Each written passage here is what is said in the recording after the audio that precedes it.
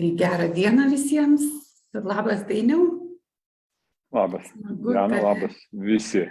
Smagu vėl tave čia matyti ir visus kitus nematyti, bet jausti, kad esat anapus ekrano ar būsit, prisijungsit, žiūrėsit įrašą. Ir šiandien jungiamės kalbėti tokia tema, kuri, kaip iš viso gimė man noras ją kalbėti, nes labai dažnai, Dainiau, ir su tavim dalinamės apie tai, kad versle yra šiek tiek kitaip nei gyvenime ir kad tie principai turėtų būti kažkokie kitokie.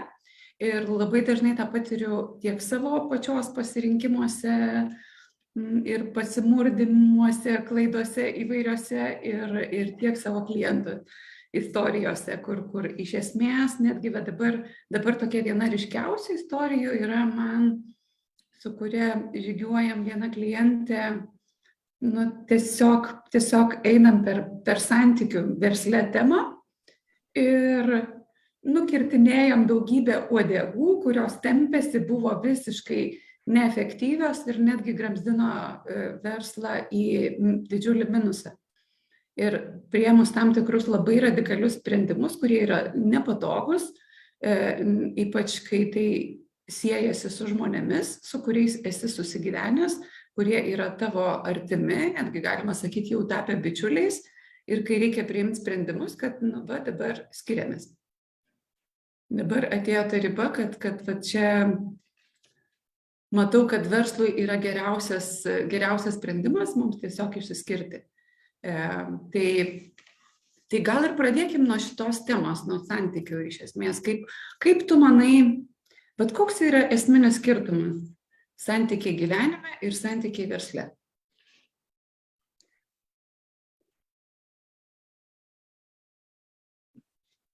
Tu kalbėjai apie tarpžmogiškuosius santykius, aš jau pasitikslinu, ne? Taip.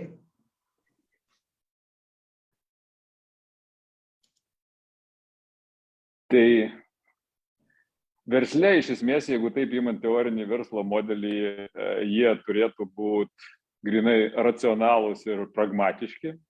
Tuo atveju gyvenime jie turėtų būti pagal mūsų kažkokios tokios bendrą opiniją, romantiški ir neribojami taisyklių. Tai. Arba asmeniniam taisyklėm ribojami. Ir tas asmeninių taisyklių ribojimas turbūt, ar asmeninių tikslų galiojimas kiekvienam atskiram santykiu asmeninės taisyklės, jos labai, kaip sakyt, trukdo tame versle, kur yra sisteminis kažkoks tai tas pats santykis. Tai, o jeigu taip pasakyt, kaip aš pajaučiu, kurioje problematika bent jau man, kurioje buvo, dalykas, kurį man reikėjo nugalėti šitame kelionėje apie klientą, kurį tu papasakojai, man maždaug kažkaip perleidau per save. Ir tai pagrindinis dalykas, man atrodo, problema yra tame, kad pas mus bendražmogiškąja prasme mes nemokame ir gal net nesutverti nutraukti santykių. Mes sutverti juos kurt ir turėti amžinus. Arba tiesiog atsirasti ir būti amžinuose santykiuose. Tai turbūt toks esminis pasiklydimas yra tai, kad arba sunkumas, arba kančia, tai yra tai, kad mes kaip žmonės tokie arba kažkokiam santykiai kaip duotybė atsirandam ir jiem žinai, tai yra mama, broliai, giminė, tauta, dar kažkas. Šiai dienai jau ir žmonija norima jau į tą įtraukti. Ir su jie tokia būnam. Arba jeigu imant atsirandančius santykius, tai jie yra atsirandantis ir po to amžini. Tai yra vaikai, tai yra žmona, tai yra draugai ir išėjimas iš jų bendražmogiškąja prasme reiškia iš amžinų santykių, reiškia arba mirtį, arba išdavystę. Ir mes mokam arba turim patyrimų, arba matėm, stebėjom, regim, ta prasme, kaip išsiskirti dėl mirties, arba dėl netekties kažkokios, arba dėl išdavystės.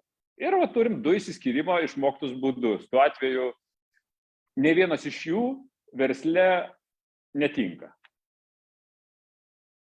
Tai taip papasakočiau ir šitoj kančioj, šitame mokymasi, kaip reikia nutraukinėti santykius ir kaip reikia susivokti, kad visų pirma susivokti, visi jie laikini, kad bet koks santykis versle yra laikinas. Tiesiog pati laikysena esminė kita.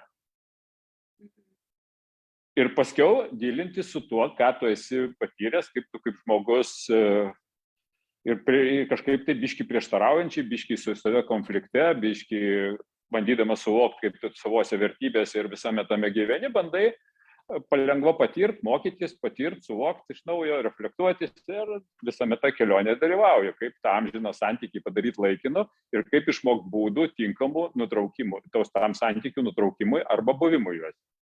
Kitaip negu žmogui. Nu, negu gyvenime, taip sakyčiau, ne žmogui, bet negu gyvenime. Taip.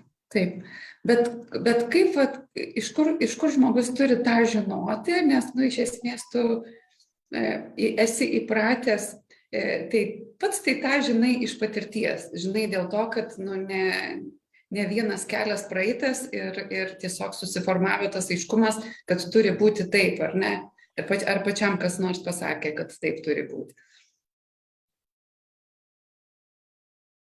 Va čia paminėjai, man atrodo, esminį skirtumą. Man niekas nepasakė, turbūt, nes tuo metu nebuvo nei kam sako ir aš, sakant, atsiradau kaip verslininkas laukinių vakarų laikotarpiu ir ten nebuvo nei kam sako, nors knygos buvo, bet skaitytis reikėjo mokėti ir suvokti, apie ką ten skaitai. Tai jeigu knygas ir vien žinių nepakanka,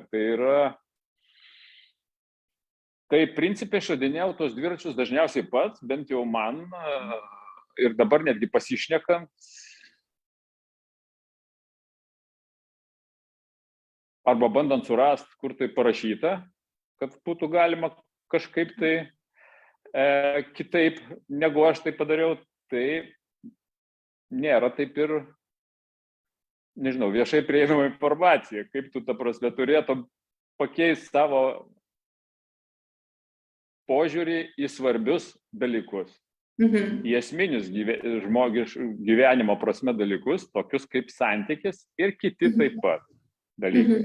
Ir kaip juos pakeisti, tai turbūt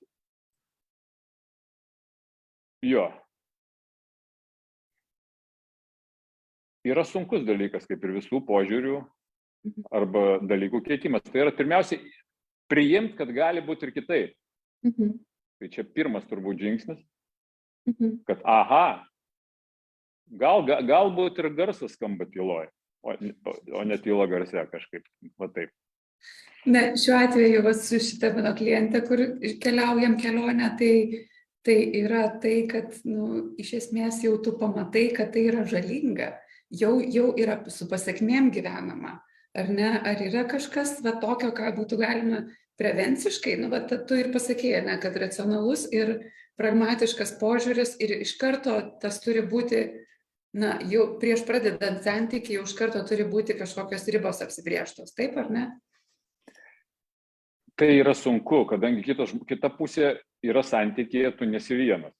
Tai tu nemoki, tavo supratimas, kad taip, netgi tavo supratimas, kad taip reikėtų daryti ir galbūt net patyrimas, kaip tai daryti, niekaip tau negarantuoja atskiruoju atveju, kad kita pusė bus kažkaip tai nusiteikusi ir greičiausiai reikia suprasti, kad kita pusė bus tiesiog bendražmogiškam suvokime ir tu liksi nesuprastas. Tai čia tiesiog šitą reikėtų priimti kaip duotybę ir jeigu įvyks kitaip, tai labai to džiaugtis. Ir galbūt pergalvoti, ar reikia nutraukti tokį santykį. Tai jau pakeliui nutraukimo proceso metu turiu omeny.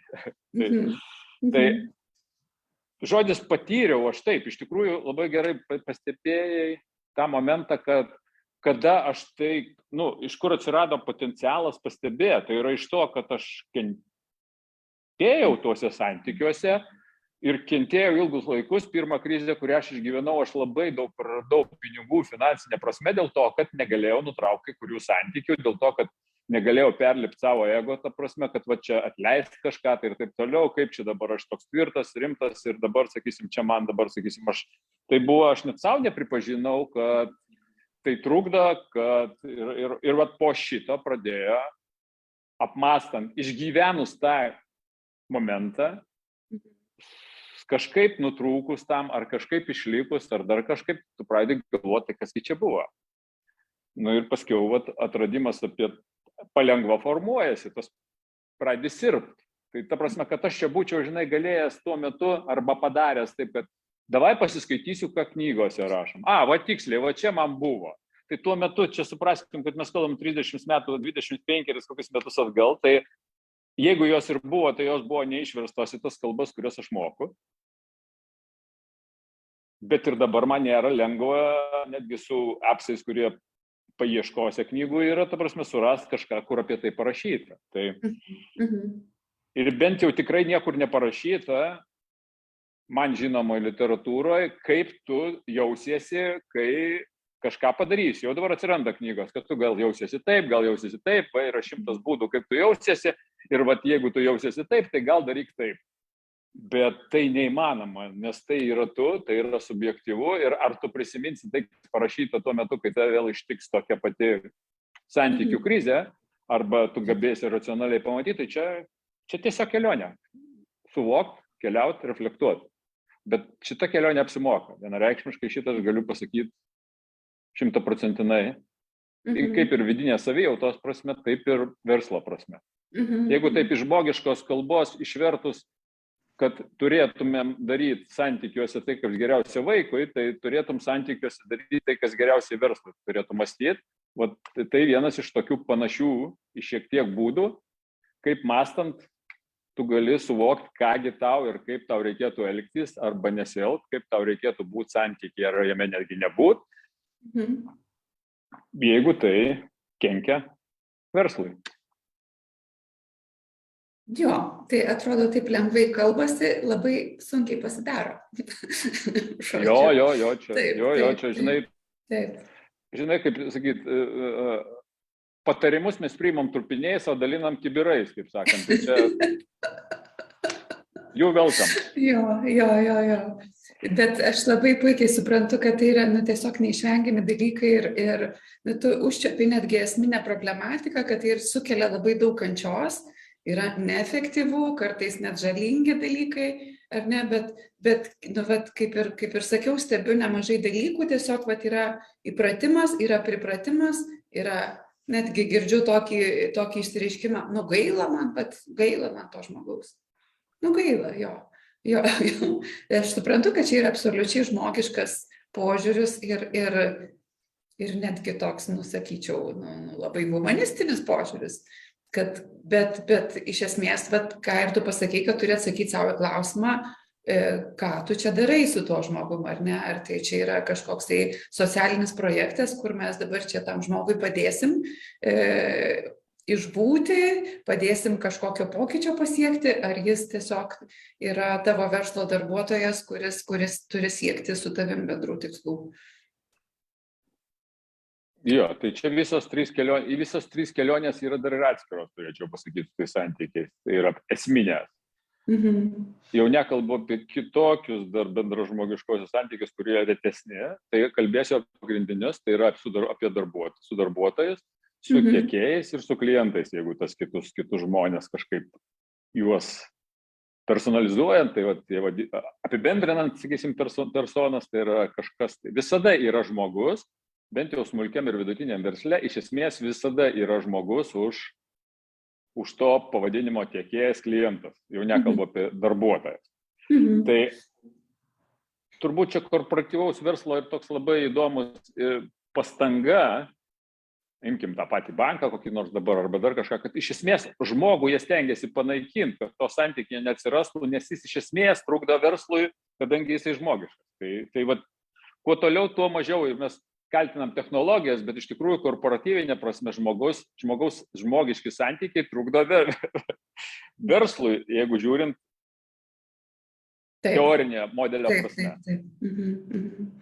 Taip, todėl stengiamas numesti į čiarui, va čia jūs tvarkykitės ir atstokit. Todėl atsakinėja robotai, atsakinėja šitai, čia nebūtinai tik resursų taupimas, tai yra ir efektyvumo didinimas. Nėra kitoj pusėje, pabandyk pas kažką paklausti, jau kitoj pusėje nieko nėra.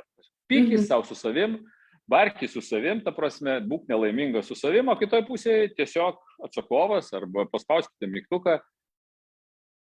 Ir gausite, dabar paspauskite tą ir gausite, ko norite. Viskas, tai yra idealus verslas.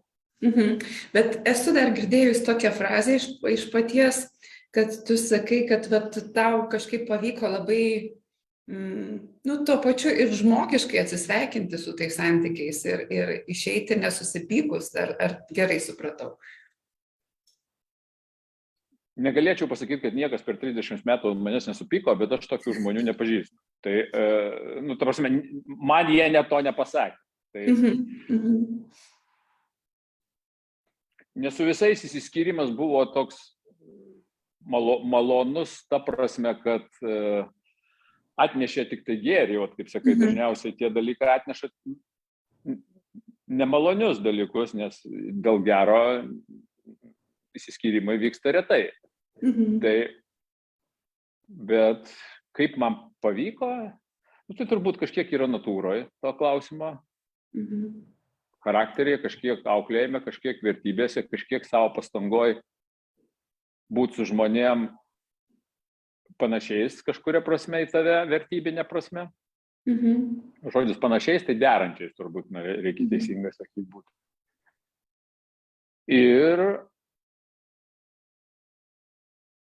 Ir tas nuolatinis, kaip sakyt, vis judėjimas, paieška, ta prasme, sakysim, iš tikro to būdo ir tai kuo toliau, tuo geriau sekasi, tai sakyčiau taip. Ir dabar aš svarbiausiai pakeliui, aš suprantu, kad aš nekuriu santykių. Svarbiausias vienas dalykų, kaip man tai nyko, o dabar prisiminiau, kol tu šitam bebandydamas čia kažką pasakyti, kad aš pradėdamas santykius, aš įtraukiau į juos ir jų užbaigimo mąstymą. Ir kaip jie baigsis tinkamai, kada jie galėtų baigtis ir taip toliau. Aš ne tiek dabar veržiuosi į tą santykį, dabar iš čia ir dabar iš karto ir tik tai svarbu jį patekti, bet svarbu patekti taip, kad turėtum išėjimą, kad susiprastum tą prasme kažkokius tai terminus, kiek tai yra laikinumas tas, tegul jis ir visą gyvenimą, bet jis laikinas. Netgi taip mąstant. Ir va šitas, ir išsiskyrimo būdą, ir jį komunikuojant, galbūt ne taip, kaip sakant, kad iš karto pirmus žodžius pradėti, tai kaip mes skirsimės, bet nuo pirmos dienos, kai tu pats savo susivokti ir nuo pirmos dienos, kai tu pradėjai santykius galvoti apie tai, kaip nepridaryti dalykų, kurie tau trukdys tą skyrimais. Nes tu vis tiek žmogus, viduj turi kažkokias vertybės, tu kažko prikliedi pakeliui, ta prasme, kažko prižadi, kažką nori, nenori, vis tiek, net jeigu to ir nepadarai, tu jautiesi tai padarė, susikuria vidinės atsakomybės, prisirišimai ir tada geriau tą šūdą, atsiprašant, po kambarį stumdyti, negu jį kažkaip išmest, sakysim taip, ne? Tai atsiprašau už tokį emocingą kalbėjimą. Jo, aš puikiai, aš tiesiog, dėl ko šipsausi, dėl to, kad atsibedu, kad vienas iš pirmųjų mūsų susitikimų buvo, kad jau buvo man pareikšta, kad čia, aš norėčiau, kad kartą į 2 mėnesius man taip jau iš karto buvo nubrėžta, kad va tokia perspektyva brangioji, va šitaip va čia nesitikė kažko. Tai žinai, bet taip jo, ir kadangi esu visai iš kito pasaulio, man tas toks iš tikrųjų yra toks truputėlį šokas būda pradžioj, bet kaip tu sakai, tai yra labai gerai turėti aiškumą. Turėti aiškumą, žinai, ir kur tos tavo ribos, ar ne, ir kaip tu norėtum, bet esminis dalykas, kad susikalbėti su žmogum tame aiškume. Taip, jeigu per patarimą arba išmintį sakyti, pirmiausia, skirtingai negu gyvenime, nes būtų labai sunku gyvenime tai daryti, Ta prasme, versle turėtum visada mąstyti iš tos laikysenos, kad žmonės nesusišneka. Ir paskiau jau džiaugtis jau kažkiek susišnekėjai. Ir bandyti susišnekėti, nes tai sukuria kitokį šito. O kai mes įsivaizduojam, įsikuriam savaime suprantamų dalykų, maža to, kad versle sunkiai jų yra, nes jie nėra bendri, jie yra daug kur subjektyvūs. Ir antras dalykas, dar tame yra krūva, jeigu jau čia apie susikalbėjimą, yra begalė kažkaip, bet tai reiškia, mes susikuriam savaime suprantamų dalykų, kaip gyvenime. Turim, ta prasme, galvojam, kad labai galima savo daug ko tikėtis ir neišsakius arba neišreiškus lūkesčių tikėtis jų atliepimo. Trečias dalykas, kurio tu užmiršau, trečią. Buvo toks geras, dabar užmiršau, reikėjo jo pradėti. Atliepimą. Ir trečias dalykas, terminus. Terminologija, kuri bendrai gyvenime mes turėjom labai nedaug žodžių tūkstančius metų ir dabar paskaičius kokį nors ten vadinkim Vydūną jo kalbą, vis tiek supranti, ką jis nori pasakyti, nežiūrint į tarmiškumą. Arba ten žodžius, kurių šiai dienai nebėra. Tai tuo atveju mes šiai dienai švaistomės terminais verslo, kurių patys nesuprantam, kurių kita pusė gal niekada negirdėjo, bet vienai pusė, ta prasme, sakysim, savaime jie suprantami tapo, nes jie turi kažkokį tą apibrėžimą, o kitai pusė gėda, kurį išgirdo, gėda pripažinti, kad jin tokio termino negirdė arba girdėjo kažkur tai, bet nežino, ką tai reiškia. Taip. Ir va taip, kaip sakant, apgraibom, čiopom, mes susitarinėjom, žinai. Čia kaip... Tai kodėl tiek kainuoja? Tokia kaina. Rimtas argumentas. Susikalbėjom. Tokios dabar kainos. Dabar, bet trumpas reiškus atsakymas. Jis toks užbaigiantis, kaip gyveni normaliai.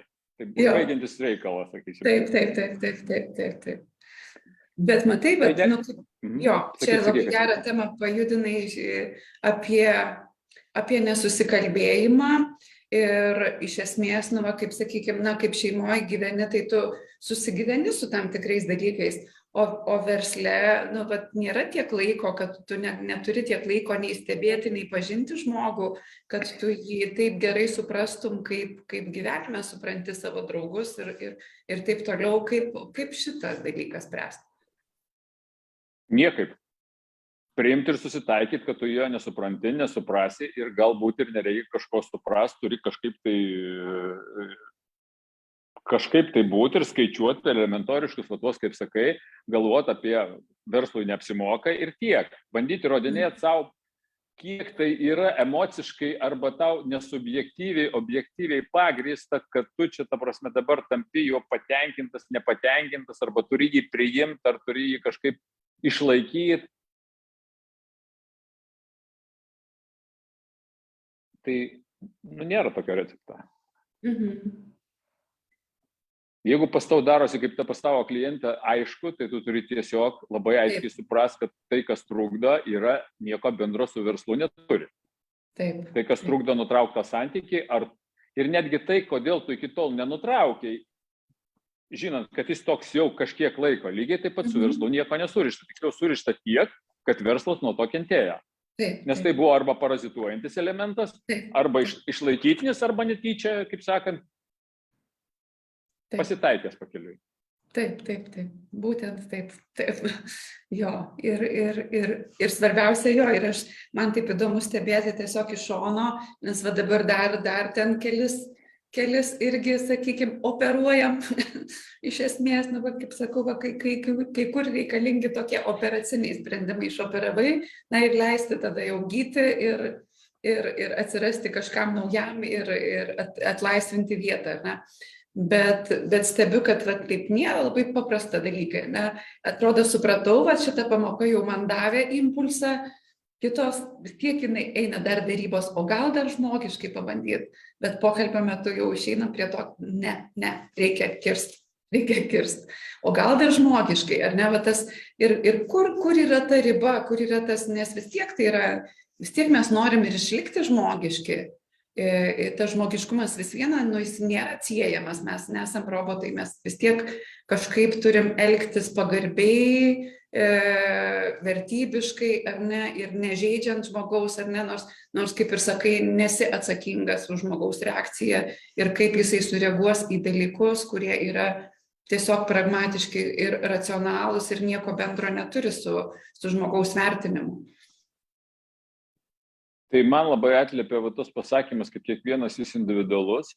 Tai tam priešnodis yra jis individualus ir jis ypatingas tuo, kad jisai sukurtas tais žmogiškaisiais pagrindais. Jisai sukurtas pagrindų, svajonių, pažadų ir visokių tai raudonų, kaip ir rožinio akinių, sakysim, pagrindų iš esmės žmogiškai, arba kažkaip netyčia atsiradęs.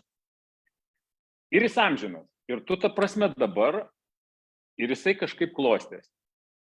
Ir jis susidarė unikalus šitas, ir tau unikalus santykis su kiekvienu žmogumi. Šitą dalyką, tai ir bus tas preparavimas unikalus. Man tai užtruko 3 metus tą kelionę, kai aš visus esamus santykius inventorizavau, revizavau, ir, kaip sakant, pasielgiau su jais kažkaip, kaip minimum, ta prasme, jeigu nenutraukiau, tai pasistengiau žmogiškų būdų nustatyti terminus galiojimo. Čia skamba santykių prasme taip dirbtinai, bet taip ir yra. Tai labai dirbtinai. Ir šitoj vietoj tai vienas dalykas, o į principę, bet tai nenaikina priežasties. Jeigu tu ir toliau kursi šitai pat santykius, tai toj kančioj toliau ir būsi. Tai jeigu nori tą kančią panaikinti arba išvengti jos visai, tai santykius versle turėtum nuo pat pradžių kurt mąstydamas būtent apie juos kaip laikinus ir nustatydamas bent jau savo terminus, kuriuos ir susitarimus, kaip jie galėtų pasibaigti, kodėl jie galėtų pasibaigti, bent jau pradžiai su savimi. Gerai. Dar noriu vieną temą pajudinti, kuri yra neišvengiama ir nuo pat pradžių pažinties su tavim diskutavom, atsimenu, iš pradžių kažkaip nelabai buvai linkęs su tuo sutikti. Kalbėjom apie tai, kad žmonės į verslą atsineša įpročius, kaip elgtis su finansais iš gyvenimo ir taip pat tvarkosi versle, o čia jau yra faktas, kad čia jau yra žala tokia jau neišmatuojama. Bet vėlgi priežastys lygiai tos pačios kaip ir santykyje, nes žmogus nėra įpratęs elgtis kitaip ir nežino kito būdo.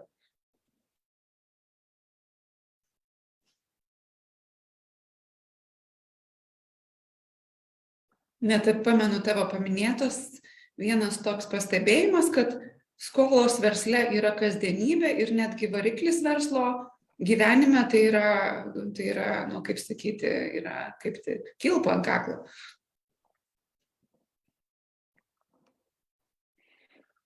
Jo, tai dabar nesugalvoju, apie ką kalbėt, tiesiog ar apie apskaitą, ar apie pinigus. Tiesiog bandau dabar savo galvoju, apie ką čia svarbiausias momentas. Apie pinigus, apskaita per sudėtingas žodis. Tai vat, pabandžiau dabar viduj savo atskirtus pinigus, jeigu apie juos kalbėt, ir kol kas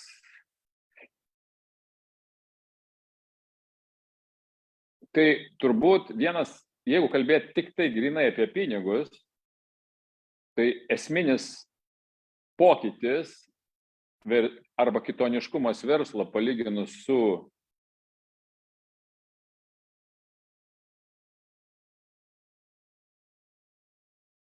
verslą ir gyvenime, kad gyvenime jis yra realiai ribotas kiekis, ribotas tuo atveju versle, ir reikia mąstyti kaip iš principo neribotą pinigų kiekį, kaip atsinaujinantį arba besidauginantį resursą. Tuo atveju žmogiškąja prasme tai yra kažkas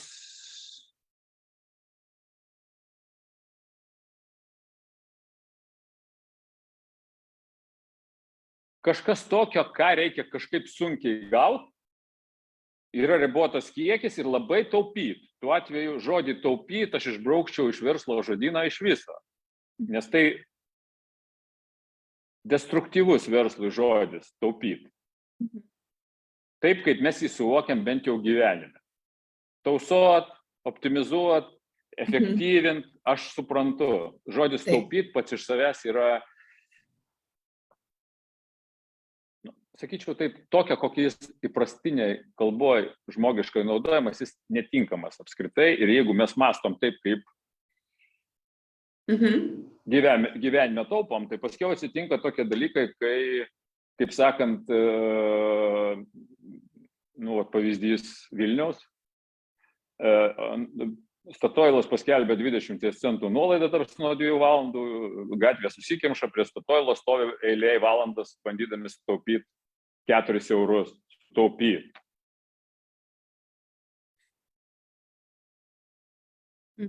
Jo, ir aš nesu tikras, ar ten yra verslininkų, ar ten yra tiesiog žmonių paprastųjų. Jeigu paklaustum, jie tikrai rastų kažkokį pateisinimą savo šitiem veiksmam. Bet ar tikrai tie pateisinimai verslo prasme racionalūs? Tai aš drįstu abejoti. Jeigu mąstant, kad aš tuo laiku, nes kaip pavyzdys čia labai surištas su laiku tas pinigų klausimas. Jeigu mąstyti žmogiškų laikų, tai aš atidirbau už ribotą laiką kiekį ir ta prasme turiu ir gavau kažkokį ribotą kiekį pinigų, toliau mano reikalas su tais pinigais leis. Tuo atveju verslo prasme tu turi mąstyti kiekvieną, kad kuo daugiau laiko savo svetimo naudot tam savo verslo ciklui, daugint, didint arba kažkam, tai nežinau, vadinkimės apyvartos lengvoji piniginė prasme, šnekant, daugint įeinančių pinigų kiekį. Ir tai tiesiog pats iš savęs mąstymas kitoks ir tai surišta labai su laiku, tuo atveju žmogiškąja prasme su laiku rišama kitokiu būdu. Tai aš būčiau ar taip prie televizoriaus prasidėjęs tas valandas, tai aš čia pastovėjau eilėje, sutaupiau. Kaip žmogus, taip. Nors nebūtinai. Sakyt žmogui, kad tu per tą laiką galėjai padirbėti ir būtum daugiau uždirbęs, neteisinga, nes jis arba atstovi ten darbo laiku ir dar labiau uždirba, arba daro tai vietoj kito nereikalingo, kuriame jis nesutaupytų. Tai yra, o išleistų, nežinau, žiūrėtų televizorių ir išleistų ant elektros ir privalgytų dar krūvą hamburgerio. Čia stovi ir stengiasi dėl šeimos. Taip. Atsiprašau, jau čia tiek vaizdingų visokių vaizdinių pasakiau, nežinau, ar apie temą nors kiek likau, ar ne.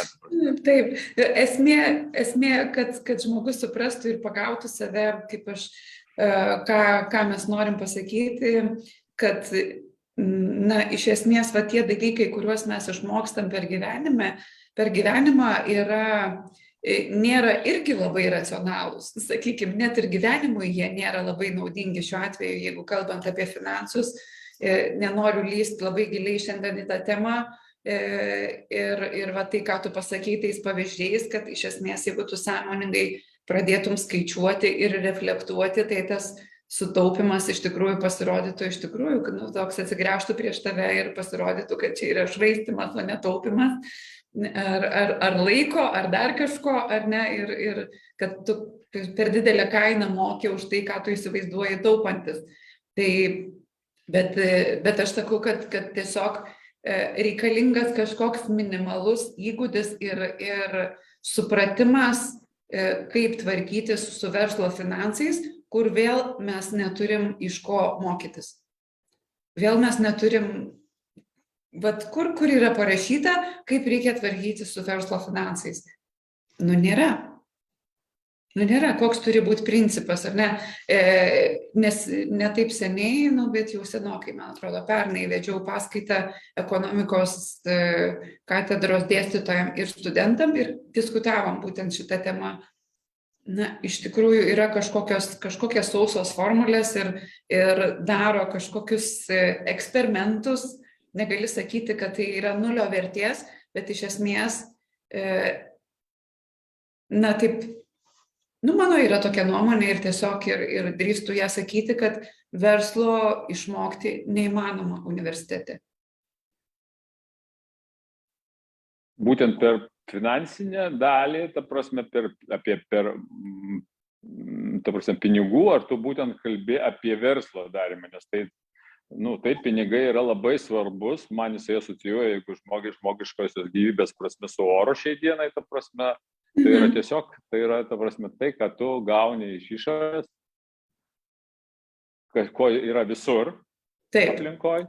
Taip. Turi kažkaip tai priimti, pasisavinti ir tai sakysim, tai šita prasme finansinio raštingumo, ką įprasta vadint, gebėjimo elgtis su pinigais, čia dar atskiras gebėjimas, kurį galima ir be finansinio raštingumo tiesiog bandyti žmonėse ugdyti nuo mažens ir jeigu apie tai nedaroma, tai yra faktas.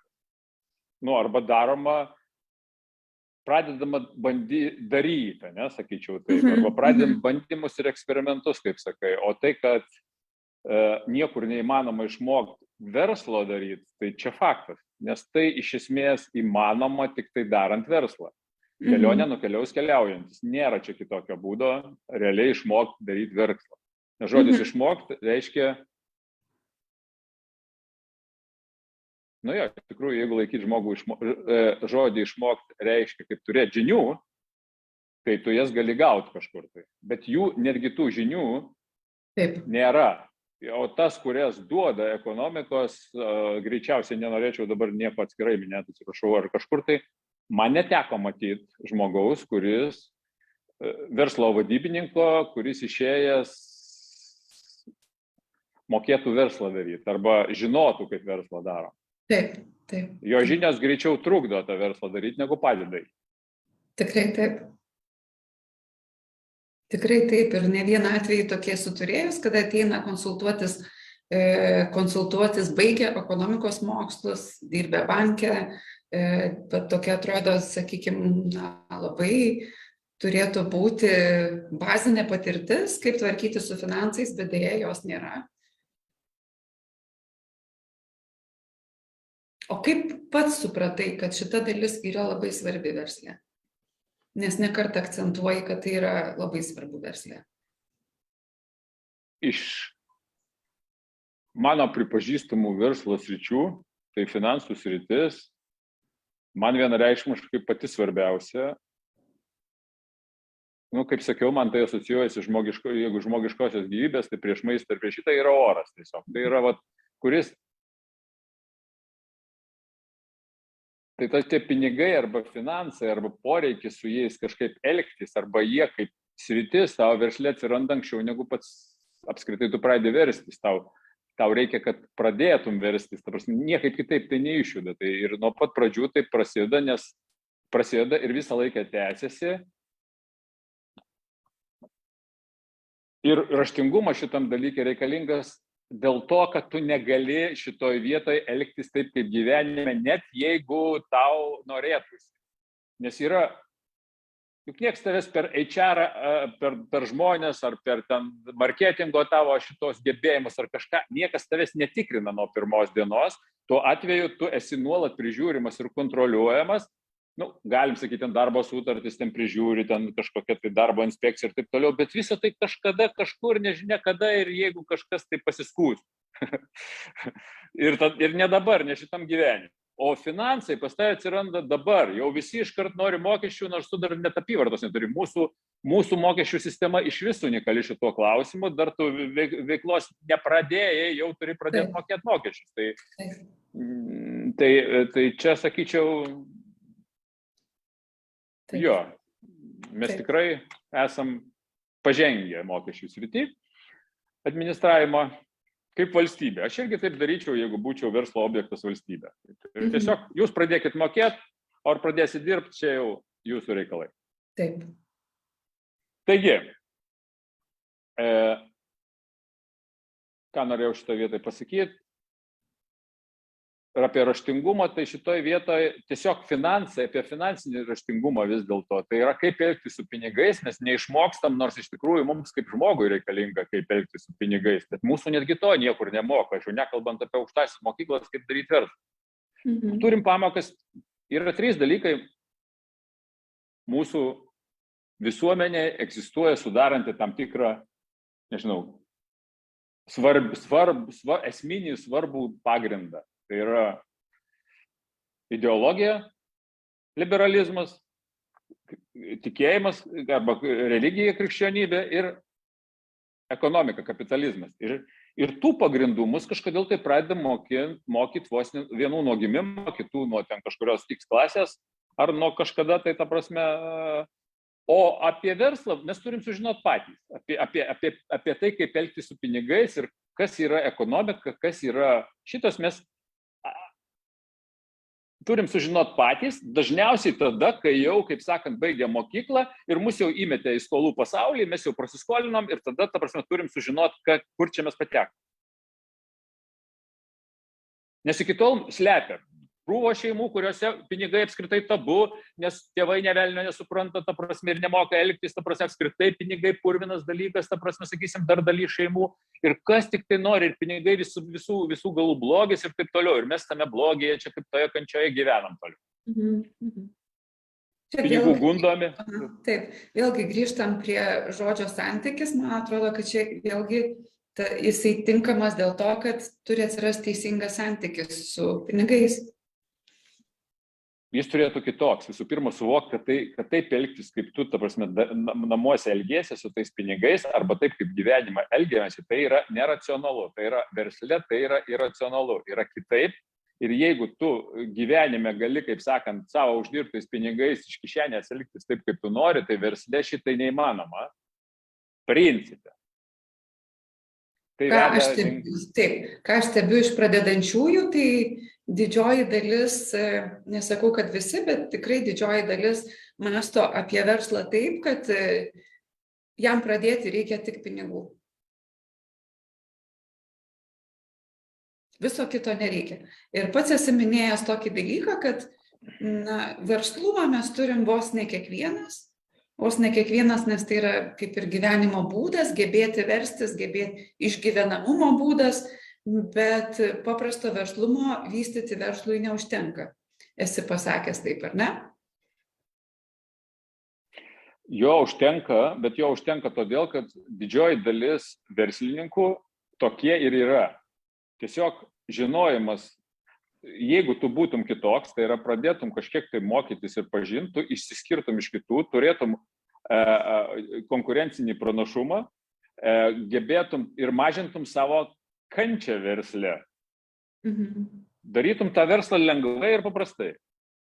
Tiesiog lengviau ir paprasčiau, nes turėtum konkurencinį pranašumą.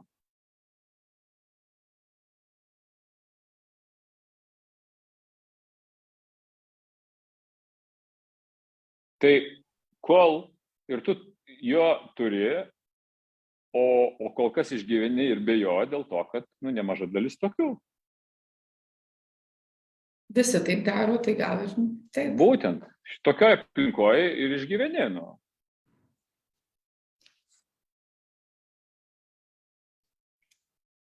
Jo. Dar viena tema, truputį norėčiau pajudinti, nes labai aktuali ir tokia nuolat pasikartojanti, tai yra krizės, reakcija į krizę, kaip mes turėtumėm reaguoti krizę ir kaip mes reaguojam į krizę gyvenime ir kaip turėtumėm reaguoti į krizę versle.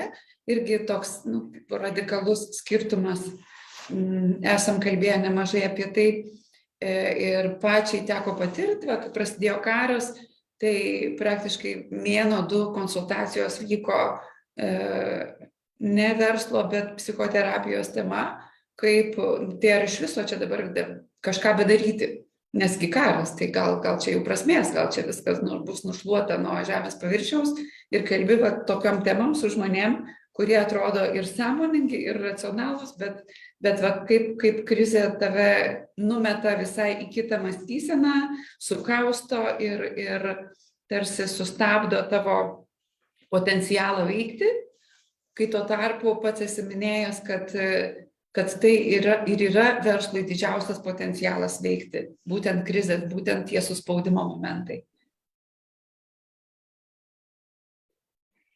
Nu,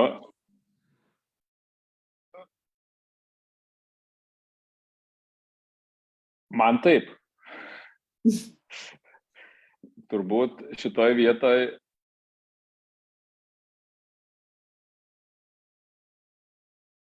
tas savų ir bendrųjų krizių išgyvenimas per 30 metų, jisai parodė, kaip su jomis elgtis. Ir iš tikrųjų,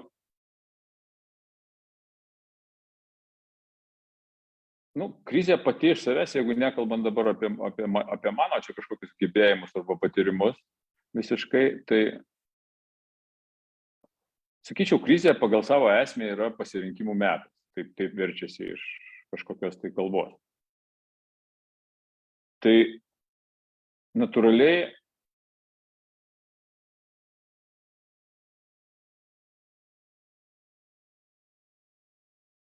tai yra geras laikas priiminėti sprendimus.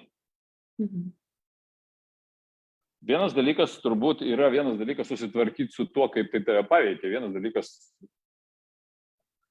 tai yra pirmas dalykas krizė, tai yra, ta prasme, kažkoks išbandymų metas, kuris sukuria pasirinkimus. Tai išbandymų metas, tai jeigu pas tave kažkaip tai labai, tai yra metas, kada tave stipriai palėtė, kažkoks, ta prasme, ir palėtė tavo išgyvenimo lygmenį, tai yra egzistencinius klausimus sukėlė, tai natūralu, kad ir egzistencinė situacija, egzistencijai grėsminga situacija, o taip turbūt būtų teisinga pasakyti, sukėlė, tai automatu ir tavy kyla tokios egzistencinės reakcijos, tai yra, ta prasme, tokios kaip intuityvios turbūt, kaip baimė, siaubas, ta prasme, juk mūsų tos reakcijos netiek jau daug jų mes ir turim, ta prasme, arba pulk, arba slėptis, arba sustink.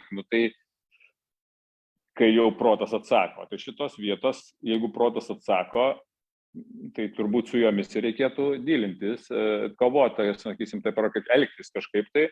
Tai čia dabar apie tą momentą nekalbėkim, nes čia ne verslo klausimas, čia yra psichologinis klausimas ir kaip jūs sugebat gyventi krizinėse situacijose, tai čia turbūt jau jūsų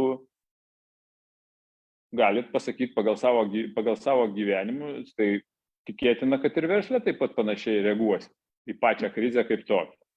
Dabar toliau klausimas, kas yra toliau, tai yra kaip ją sureaguoti, nes sureagavus ir, kaip sakant, kažkaip tai ją išlindusi iš tos intuityvios reakcijos būsenos, tu turi kažkaip su tuo elgtis. Tai ar čia dabar galėtų būti tų knygų, turbūt daug parašyta yra. Ar dabar galėtų pasakyti, aš uždirbau savo didžiausią dalį pinigų būtent per krizės arba krizių pagalbą, taip sakyčiau. Taip man atrodo. Nes du dalykai. Vienas dalykas, aš joms arba verslai su manim suraštis, joms iš esmės ruoždavosi, nebandydavo jų, kaip sakant, ignoruoti ir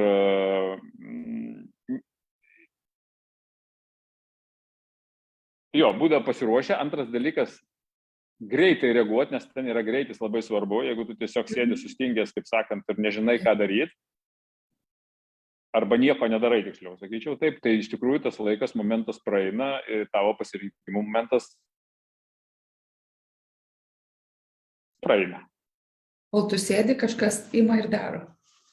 Taip, ir trečias dalykas, ta prasme, ta kelionė toliau per krizę, veiksmų krizę, ta prasme, tai reaguoti greitai, o patys veiksmai, jie yra kardinaliai kitokie, palyginus su paprastaisiais laikais. Pavyzdžiui, kada tu daugiau gali, ta prasme, pasakyti lengvai ten kažkam, tai oi, susimažinam, dabar mažinam etatus, krizę. Visiems aišku, visi parašė pareiškimus, įskirstė. Per mano krizę 14 metais, ta prasme, sakysim, taip, per Krymo istoriją pas mane taip labai supratingai ir paprastai išėjo trečdalis žmonių, tai yra virš 100 žmonių, ta prasme, iš įmonės, kurie išvadovau, nes tokia yra situacija. Parodė, pasakėjai, viskas aišku. Dabar, kadangi reikėjo dar drastiškesnių priemonių, tai su kitu 100 reikėjo elgtis jau kitaip, nes jie per tą laiką susikūrė kažkokius įsivaizdavimus, gal čia netokia jau ir krizė. Ar dabar čia vyksta viskas, kad jie sėdi be darbo, tai ar čia dabar, ta prasme, sakysim, tiesiog iš kur tie dabar pinigai ateina? Nelabai svarbu, jau nebe taip svarbu kaip pradžioje. Nu ir galų gale kažkas išgyvena, juk ne visi numirė, ta prasme, tai gal ir mes čia, kaip sakant, jau viskas tvarkoja. Nu tai va, tokie etapais, nu tai va, tą ir turbūt norėjau pasakyti, kad reikia kažkaip tai elgtis greitai ir žinot, ką reikėtų daryti. Ir tie veikimo būdai, kurių bent jau aš mokiausi skirtingai, tai turbūt jie prašyti ir vadovėliuose, kas nors jos mokiausi pats iš savęs ir iš krizių. Ir tiesiog išgrinėja tas visas, ta prasme, išgrinėja tas visas veikimas ir tau nereikia, ta prasme, tų kažkokių tai pastoviai labai aišku darosi, ką daryti, tas visas mozojimas, ta prasme, visas tas, tai gal rytoj, gal nedarysiu, gal paskui, gal kitais metais, gal čia dabar nelaikas, gal čia kažkas, visą tai tiesiog išsigrina ir pasidaro aiškus, taigi, kas čia svarbiausia ir kas tau trukdo, kas tau padeda ir taip toliau, ir tu supranti, kad jeigu tu šiandien to nepadarysi, tai poryt bus nelaikas kapot ten kažką tai, ar jungt kažką tai, ar keist kažką tai, daryti tą pasirinkimą. Tai nežinau, iš tikrųjų, aš dabar pasakoju, lyg tai čia būtų, kaip sakant, kaip 2x2, bet jo. Tau jau buvo įvairiai. Tai iš tikrųjų, ar galėčiau ką nors tokio išmintingo pasakyti apie tai, tai tiesiog, kad reaguoti reikia greitai. Yra toks laikotarpis krizėje atsitikus, kad per jį reikia reaguoti greitai, nes jis praeina. Ir tu prarandi galimybę, ta prasme, tą daryti, veikti ir taip toliau.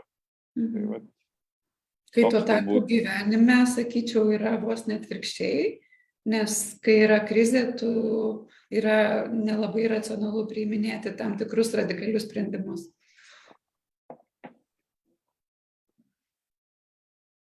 Ir tą patiria netgi psichologai. Taip. Šitaip nemačiau, bet taip, dabar galvoju, kad taip. Jo, tai po truputį einam prie apibendrinimo.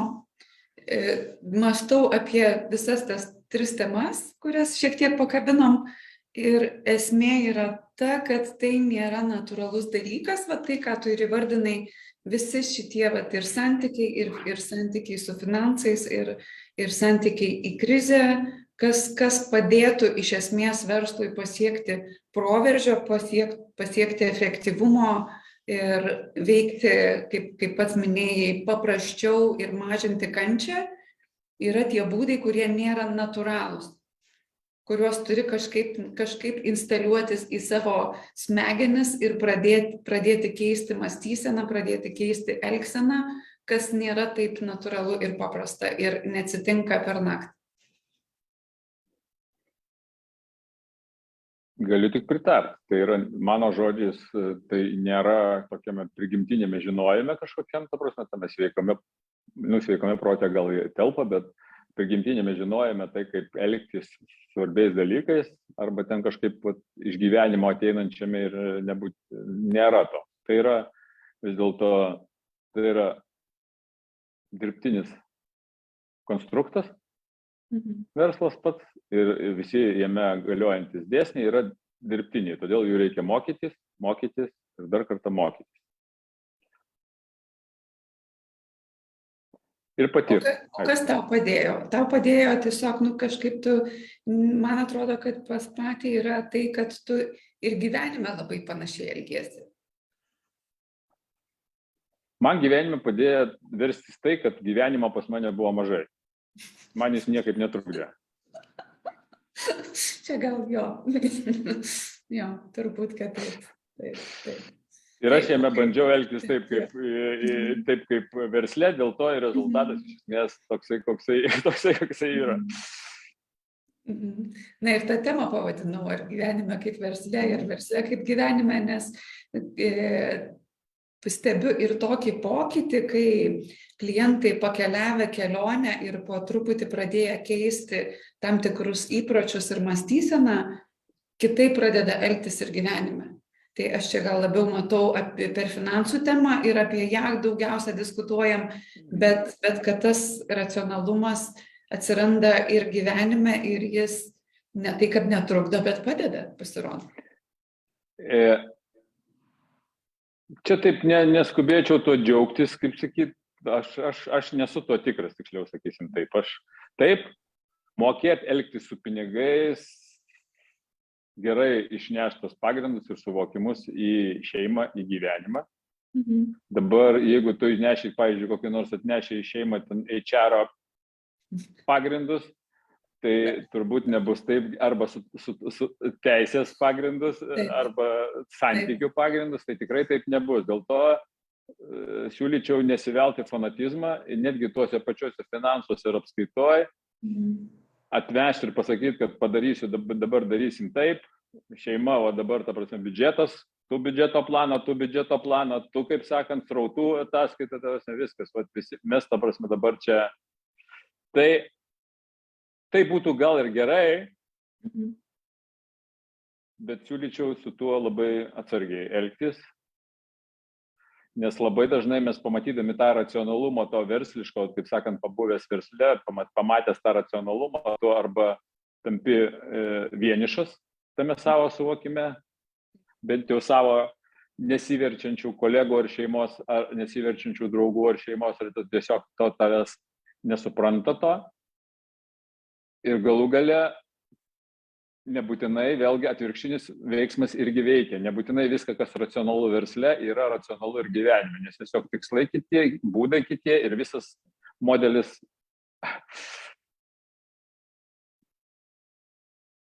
kitas. O kaip tu patartum, iš ko mokytis to racionalaus ir pragmatiško požiūrio į verslo vystymą, kūrimą?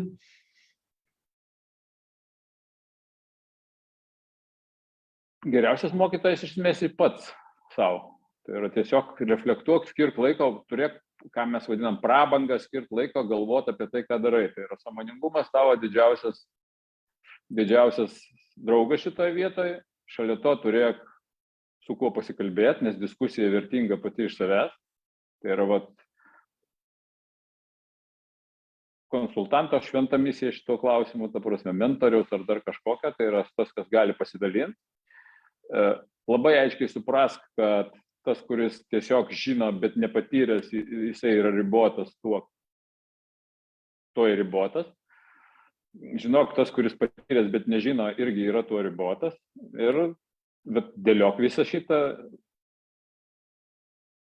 Arba ieško, kur bus du viename? Nu, čia dar kiti klausimai jo. Tai čia tokio jau, kaip sakant, kaip kokio ieškoti tau tam žmogaus, su kuriuo diskutuoti. Čia kitas klausimas. Bet diskusija vertinga pati iš savęs apie dalykus, kurie tau svarbus. Ir va čia tas daiktas, kai tu, ta prasme, užsidarai šitame, kai tie pažįstami ar draugai, atėtų išėjai į verslą ir kai draugai pažįstami, buvę draugai, šeima ir taip toliau, nebuvę draugai, pažįstami, tavęs nesupranta, tu, ta prasme, pradedi diskutuoti tik tai su savim, įsidarai į savo šitą ir paklysti tame savo subjektyviam matyme ir ten mokymosi nėra daug. Dėl to diskutuoti, manau, kad labai reikia kalbėtis apie tai. Ir aišku, žiniuot mes nereikia, bet su žiniom yra problematika tokia, kad vienas iš tokių, jeigu per patarimus kažkokius švaistytis jais, tai sakyčiau, kad tik tiek, kiek reikia. Bet kokia ta prasme papildoma žinios,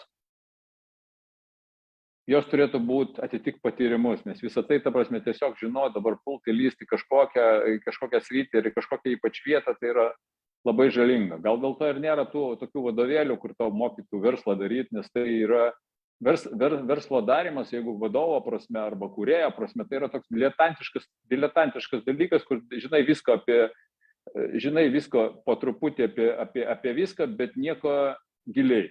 Nes tas gilumas iš karto automatu tau mažina harmoniją to kaip tu mažina tą harmoningą požiūrį į savo verslą, kaip reikėtų harmonizuoti, nes tu kažkur jau pradedi, ta prasme, kažką sureikšmini, kažką pervertini, kažką nuvertini ir taip toliau. Tai ačiū labai, Dainiau, kad pasidalinai. Tai ačiū, kad klausinėjai iš tikrųjų. Diskusija vertinga pati iš savęs. Aš savo gavau. Tikiu, kad išgirs kažką ir tu išgirdai kažką. Ir kai ką net užsirašyti. Taip. Tai gero laiko visiems ir skanių pietų ir iki kitų susitikimų.